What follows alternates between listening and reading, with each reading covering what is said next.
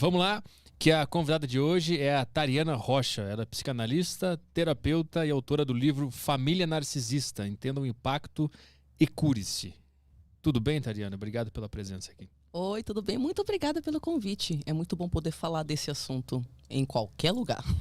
A gente podia começar primeiro definindo o que é o narcisismo. O que é uma pessoa com essa característica?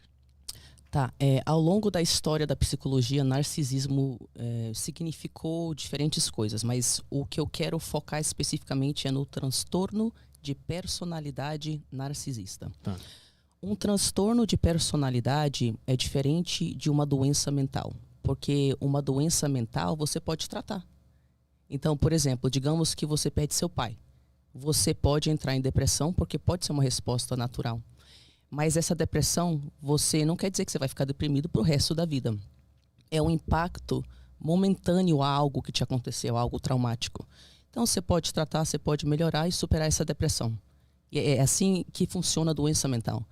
Já quando a gente fala de transtorno de personalidade, nós não temos pesquisas que mostram que é possível você mudar a estrutura de personalidade dessa pessoa.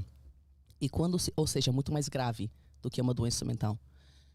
E quando se trata do transtorno de personalidade narcisista, nós estamos falando de pessoas que não conseguem interagir com outras pessoas como se essas outras pessoas fossem indivíduos à parte, com direito às próprias opiniões, à própria existência, aos próprios valores, ao próprio jeito de existir. Quem tem transtorno de personalidade narcisista tem certas características, como, por exemplo, a necessidade de ser o centro das atenções em todos os momentos. Então, um exemplo é a sua formatura e você tem um pai com transtorno de personalidade narcisista e ele não aguenta você estar recebendo atenção na sua própria formatura, porque o seu sucesso mostra para ele, na estrutura fragilizada de personalidade que ele tem, que ele é um lixo. Então, ele pode fingir uma doença, fingir um desmaio ou ter algum tipo de surto na sua formação para que ele receba atenção em vez de você. Outra característica desse transtorno é a ideia de que você é especial.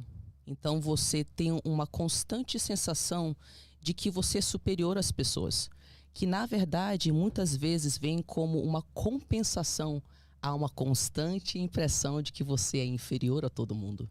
Então, como isso dói, como defesa, a personalidade narcísica decide: por que eu me sinto tão diferente? Ah, já sei, deve ser que todo mundo é inferior e eu sou melhor. Aí essa pessoa passa a entender que apenas pessoas igualmente superiores, incríveis, que fazem parte de uma certa elite, poderiam interagir com ela, pois o resto é muito inferior. Outra característica é a falta de empatia. Narcisistas não conseguem ver a sua dor, conseguem saber que você está machucado e doendo, mas não conseguem se importar. Porque eles não conseguem se importar com absolutamente nada nem ninguém que não diz respeito a eles mesmos. Mesmo que o sofrimento seja da própria filha ou do próprio filho, não conseguem sentir empatia no sentido de: poxa, os meus comportamentos estão deixando a minha filha com depressão ou com ideação suicida. Ah, então vou mudar. Eles não conseguem. Eles não conseguem ter motivação de não machucar você. Porque eles não conseguem enxergar que eles estão fazendo alguma coisa que está prejudicando os outros. Não, eles conseguem enxergar. Eles enxergam. Isso aqui é uma pergunta muito interessante. As pessoas falam: mas espera aí, se a pessoa sabe que está te machucando, a consciência disso não seria o suficiente para mudar? E não. Muitas pessoas sabem que deveriam comer melhor, fazer exercícios e não ter compulsão alimentar para emagrecer. Mas será que no momento lá que elas estão cheias de algum impacto emocional, elas conseguem controlar a compulsão alimentar? Não. Então, existe uma gigantesca diferença entre você perceber que um comportamento te faz mal e faz mal aos outros, e você achar que você tem uma razão para mudar o seu comportamento. Primeiro que essa mudança de comportamento seria para o resto da vida. Porque é uma mudança que exige um esforço fenomenal para você tentar reestruturar a sua personalidade. E segundo, que no caso de narcisistas, para eles terem uma mudança de comportamento, eles vão ter que fazer uma coisa que eles não conseguem, que é assumir erros.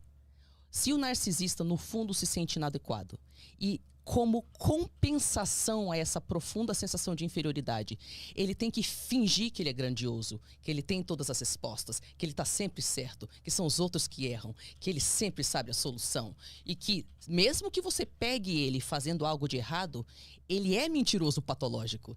Ele vai reescrever a história de forma que você fique mal e sente culpado por pedir que o outro te trate com o mínimo de respeito.